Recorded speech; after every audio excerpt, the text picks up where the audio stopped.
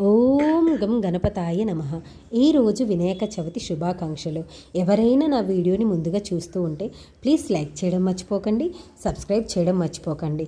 ఈరోజు చాలా ప్రత్యేకమైన రోజు.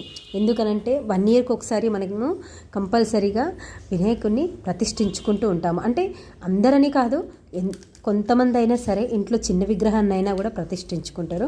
పూజ అయితే మనము ఎన్ని గంటలకు చేయాలనేది ముందుగానే పూజారితో కనుక్కొని 11 దాటిన తర్వాత పూజ అనేది ఈ విధంగా చేసేసుకోవాలి. చేసుకున్న తర్వాత తండ్రి మీద వేసే అక్షింతలు ముందుగా అయితే మనము తండ్రి యొక్క కథ సారాంశాన్ని వినాలి. అంటే ఒక ఇంట్లో ఏ పర్సన్ అయినా తల్లి కావచ్చు, తండ్రి కావచ్చు, ఆ దేవుని యొక్క కథను మొత్తం చదువుతూ అందరికీ ఇంట్లో వినిపించాలి.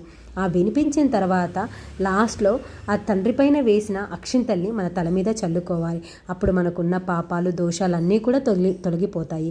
ఈరోజు ఒకవేళ చంద్రుని చూసిన వాళ్ళు ఎవరైనా సరే తండ్రి మీద చల్లిన అక్షింతల్ని వాళ్ళ తల మీద వేసుకుంటే ఎలాంటి పాపాలు అనేవి ఉండవు. ఎనీవేస్, నా వీడియోని లైక్ చేయడం మర్చిపోకండి, సబ్స్క్రైబ్ చేయడం